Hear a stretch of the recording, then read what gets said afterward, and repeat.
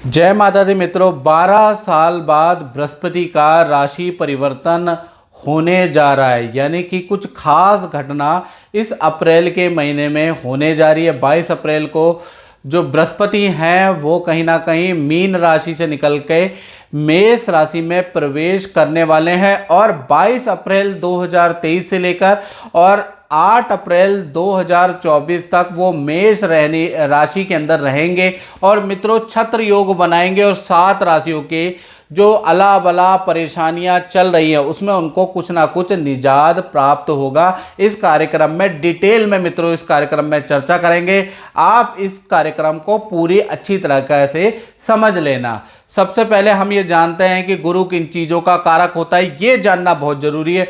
देखिए, नव ग्रहों के अंदर सूर्य, चंद्रमा, मंगल, बुध, शुक्र, शनि, राहु, केतु, ये 9 ग्रह होते हैं ज्योतिष के अंदर। इसके अंदर मित्रों सबसे ज़्यादा जो इम्पोर्टेंट ग्रह है जिसका गोचर शुभ रहता है अधिकतर, वो है बृहस्पति। बृहस्पति ज्ञान का कारक होता है, शिक्षा का कारक होता है, संतान का कारक, धर्म का कारक, धन वृद्धि का कारक, पद प्रमोशन का कारक, आत्म शांति का कारक बृहस्पति होता है। साथ ही साथ विवाह का मुख्य कारक होता है। यानी बृहस्पति की महादशा, बृहस्पति के गोचर में प्रेम विवाह या प्रेम में विवाह में सफलता, विवाह में अड़चने समाप्त हो जाती है। इसलिए ही तो गुरु को कहा गया है गुरुर ब्रह्मा गुरुर विष्णु गुरुदेवो महेश्वरा गुरु साक्षात पर ब्रह्मा तस्मै श्री गुरुवे नमः। यानी गुरु ही सब कुछ है, गुरु ही ब्रह्म है, गुरु ही विष्णु है, गुरु ही शिव है। गुरु इस जो भौतिक रूपी जो पर ब्रह्म है, जो माया है, जो मोह है, उनसे निवृत्ति दिलाने वाला और आपकी मनोकामना को पूर्ण करने वाला बृहस्पति होता है। चाहे गुरु स्वरूप जिस गुरु को आप मानते हैं या उसको मान लीजिए, और बृहस्पति भी गुरु है। आप गुरु का जो गोचर है क्यों खास है ये समझ लेना बहुत जरूरी है। गुरु अगर देखा जाए तो कुंडली के अंदर क्या क्या चीजें करने वाला है, गुरु कुंडली में अच्छा होता है या गुरु का गोचर क्या क्या देता है, इसके बारे में चर्चा करते हैं। यदि गुरु अच्छा होता है तो व्यक्ति निर्धन से भी राजा बन जाता है। यानी कि गुरु ज्ञान का, शिक्षा का कारक होता है और धन का कारक होता है। अगर कुंडली में केंद्र त्रिकोण के अंदर बृहस्पति बैठे हैं या बृहस्पति अपनी राशि में बैठे हैं तो वो व्यक्ति यकीनन आगे चल के करोड़पति जरूर रहेगा। करोड़पति बनो, करोड़पति बनो से जो आप यूट्यूब में देखते हैं ना मित्रों कि करोड़पति बन जाओगे, उससे करोड़पति बने ना बने लेकिन बृहस्पति 100% आपको करोड़पति जरूर बनाएगा। साथ ही साथ देखा जाए तो अगर आपका गुरु कुंडली के अनुसार या हाथ के अंदर ये जो पर्वत होता है ना, ये अगर आपका उठा हुआ है, याद रखिएगा, तो कहीं ना कहीं ऐसे व्यक्ति की उच्च पद शिक्षा होती है, ऐसा व्यक्ति विदेश की यात्राएं करता है, तीर्थ यात्राएं करता है, ऐसा व्यक्ति धार्मिक होता है और अच्छी संतान ऐसे व्यक्ति की होती है जो आगे चल के अच्छा पढ़ती लिखती है। प्लस गुरु अगर आपका उठा हुआ है तो आपको अच्छा धन मिलेगा, याद रखिएगा। साथ ही साथ जैसे मैंने बताया कि गुरु अगर आपकी कुंडली में या हाथ के अंदर उठा हुआ है, ये देखिएगा गुरु हाथ के अंदर, ये मर्दों का जो पुरुष है उनका राइट हैंड और स्त्रियों का लेफ्ट हैंड, अगर गुरु आपका उठा हुआ है स्त्रियों को तो आपको संतान की अच्छी शिक्षा होगी, संतान की आप अच्छी परवरिश करेंगे, संतान आपका मान सम्मान करेगी। यदि गुरु डाउन है तो शिक्षा तो आप करेंगे लेकिन संतान आपकी मान सम्मान नहीं करेगी, संतान आपसे हमेशा दूर रहेगी, याद रखिएगा। गुरु अगर आपके हाथ के अंदर, दोनों स्त्री और पुरुष ध्यान से सुन ले, अगर आपके हाथ के अंदर गुरु अच्छा है तो आत्म शांति, आत्मिक सुख देता है। यानी कि बहुत बार धन अच्छा होने के बावजूद भी और बहुत बार आर्थिक स्थिति अच्छा होने के बावजूद भी आदमी को डिप्रेशन हो जाता है, मानसिक तनाव हो जाता है, सर में दर्द की प्रॉब्लम, या फिर आत्म शांति नहीं हो पाती है, दूसरे से ईर्ष्या हो जाती है या दूसरे व्यक्ति आपको कम आंकते हैं, अपने ही आपको लगातार धोखा दे रहे हैं। यानी मन की बात किसी को भी आपने शेयर की, उसने आपका फायदा उठाया, धन के मामले में आपके साथ धोखाधड़ी हुई, तो कहीं ना कहीं आपका गुरु कमजोर है और 100% आपका गुरु कमजोर है। इस वजह से क्या हो गया, आत्म सुख की प्राप्ति नहीं हुई। आध्यात्म सुख और संतुष्टि का कारक भी बृहस्पति होता है। यानी कि अगर आपका बृहस्पति अच्छा है तो आपको आध्यात्मिक सुख, ईश्वर दर्शन, गुरु के, सच्चे गुरु के दर्शन आपको जरूर मिलेंगे। अगर आपका गुरु खराब है तो आप जान सकते हैं। इसी प्रकार से देखा जाए कुंडली के अनुसार या हाथ के अंदर अगर बृहस्पति आपका अच्छा है, स्त्री का पुरुष का, तो कहीं ना कहीं आपके अंदर के 1,00,000 दोषों को दूर करने की क्षमता बृहस्पति में होती है। अब क्या हो रहा है, 22 अप्रैल 2023 से गुरु मीन राशि यानी अपनी राशि से निकलकर मेष राशि में आ रहे। मेष राशि में भी इनका परिवर्तन बहुत ज़्यादा लाभकारी है, क्योंकि ये भा चक्र की पहली राशि है और पहली राशि में अगर बृहस्पति आ जाएगा तो 12 साल का साइकिल चक्र देखा जाएगा कि 12 साल आपके कैसे जाने वाले हैं, क्योंकि पहला सर्कल आपका अच्छा होना चाहिए, याद रखिएगा 12-12 साल का ये सर्कल है। तो कहीं ना कहीं देखा जाए तो 22 अप्रैल 2023 से गुरु मेष राशि में जा रहे और देखा जाए तो 30 अक्टूबर 2023 से तक क्या होगा कि गुरु मेष राशि में जाएंगे, वहां पर राहु महाराज पहले से ही विद्यमान है, तो गुरु और राहु की युति बनेगी, गुरु चंडाल दोष बनेगा और ये 30 अक्टूबर तक रहने वाली है। अब उसका क्या प्रभाव रहेगा, गुरु चंडाल जब बन जाता है तो उसका क्या प्रभाव रहेगा और राशि पर क्या प्रभाव पड़ेगा, बड़ी डिटेल में चर्चा करेंगे। कार्यक्रम पूरा देखिएगा, नहीं तो फिर इफ एंड बट और यूट्यूब चैनल आप देख लेते हैं करोड़पति अरबपति बनाने वाले, फिर आप यहां कमेंट में लिखते हैं ऐसा कुछ नहीं हुआ। मेरा कार्यक्रम शास्त्र सम्मत होगा, श्लोक के साथ में, मंत्रों के साथ में आपको मैं बताऊंगा, पूरी रिसर्च लेके आऊंगा कि बृहस्पति आपको कैसा रिजल्ट देने वाला है। तो देखा जाए तो 30 अक्टूबर तक हर राशि को अच्छा या बुरा रिजल्ट मिलेगा, उसके बाद उसको अच्छा या बुरा रिजल्ट मिलेगा, यानी कि 30 अक्टूबर तक अच्छा बुरा रिजल्ट मिलेगा। साथ ही साथ देखा जाए तो गुरु जब मेष राशि में जाएंगे तो 4 सितंबर से लेकर और 30 दिसंबर तक वक्री पोजीशन में भी रहेंगे, यानी उल्टे भी चलेंगे 4 सितंबर से और 30 दिसंबर 2022 तक। अब भृगु नाड़ी ज्योतिष के अनुसार, याद रखिएगा किसका रेफरेंस दे रहा हूं, पाराशर का नहीं देख रहा। बहुत से ज्योतिषाचार कहते हैं ये लिखा नहीं है, पहले ये देख तो लो कि मैं कौन से शास्त्र की से बात कर रहा हूं।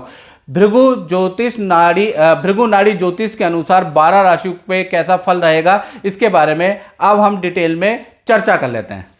अब मित्रों बात करते हैं सिंह राशि के बारे में। तो सिंह राशि वालों का देखा जाए तो बृहस्पति जैसे ही मेष राशि में परिवर्तन करेंगे, वो 22 अप्रैल से कर रहे हैं और 8 अप्रैल 2024 तक वो यही रहने वाले हैं। तो देखा जाए तो सिंह राशि का अगर देखा जाए तो एक शास्त्र में एक सूत्र लिखा है नवमे गोचरे जीवा धन कर्म विद्या सुखदायका, यानी कि जब भी बृहस्पति का गोचर आपकी राशि से नववां हो जाता है, यानी सिंह राशि से नवमें हो जाता है, तो ऐसे में धन विद्या सुख में वृद्धि करता है। यानी आपकी राशि से जो नववां गोचर हो रहा है बृहस्पति का, ये बड़ा शुभकारी रहेगा। लेकिन मित्रों शास्त्र में जो लिखा है वो अधूरी जानकारी है, पूरी जानकारी मैं देना चाहूँगा। पूरी जानकारी ये है कि जैसे ही बृहस्पति का गोचर होगा, साथ में राहु बैठ जाएंगे, तो 30 अक्टूबर तक थोड़ा सा आपको कम फल मिलेगा और 30 अक्टूबर के बाद जब राहु यहाँ इस राशि से निकल जाएंगे तब आपको बहुत अच्छा फल मिलेगा। तो कुल मिला के देखा जाए ये जो 1 साल है इसमें आपको 70% शुभ फल मिलेगा सिंह राशि को और 30% अशुभ फल भी मिलेगा, क्योंकि गुरु और राहु की युति आप देख रहे हैं 9वें भाव में बैठी है।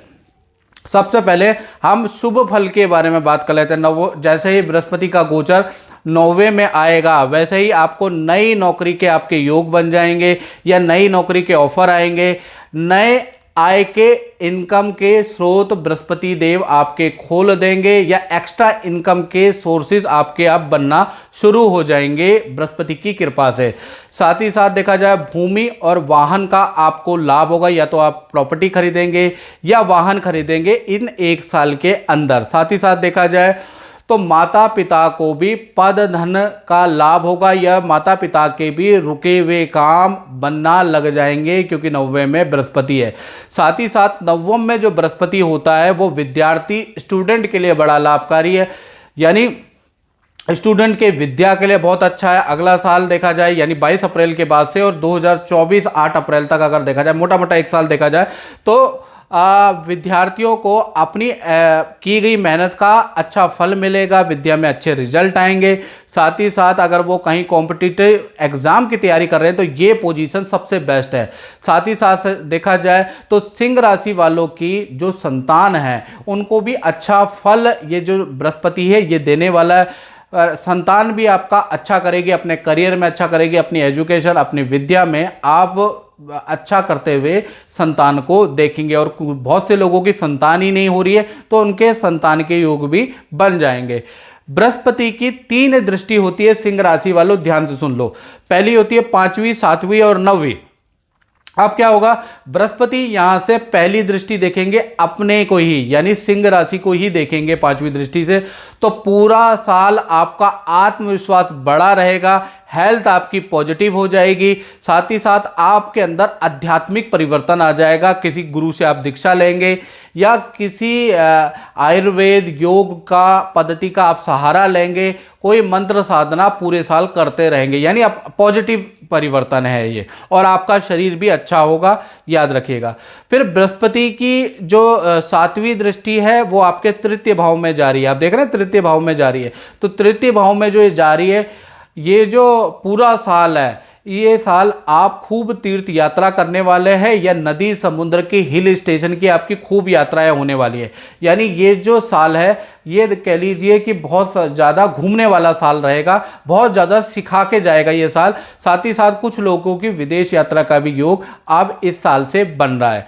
अब 9वीं दृष्टि भी बृहस्पति की होती है, तो 9वीं दृष्टि आपके पंचम भाव में बैठ रही है। तो संतान संबंधी, जैसा मैंने पहले भी बताया, तो संतान संबंधी आपको गुड न्यूज़ मिलेगी, संतान का अच्छा होगा, करियर में अच्छा होगा, संतान के रुके हुए काम ये जो एक साल में बन जाएंगे। अब 20% या 30% जो नेगेटिव है वो क्या है? 70% शुभ तो है, 30% नेगेटिव क्या है?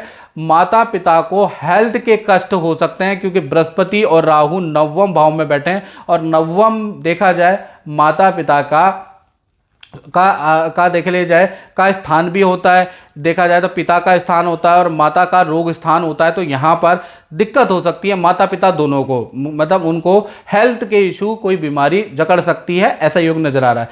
साथ ही साथ पूरे साल सब कुछ बढ़िया होने के बावजूद भी एक तरह की मानसिक उलझन, मानसिक दुविधा में आप उलझते रहेंगे, या फिर किसी शत्रु आपके ज़्यादा बढ़ जाएंगे, यानी कि कहीं ना कहीं लोग आपसे जलेंगे ज़्यादा, ईर्ष्या ज़्यादा करेंगे और आपके गुप्त शत्रु ज़्यादा बढ़ जाएंगे। ये 30% नेगेटिव रहेगा।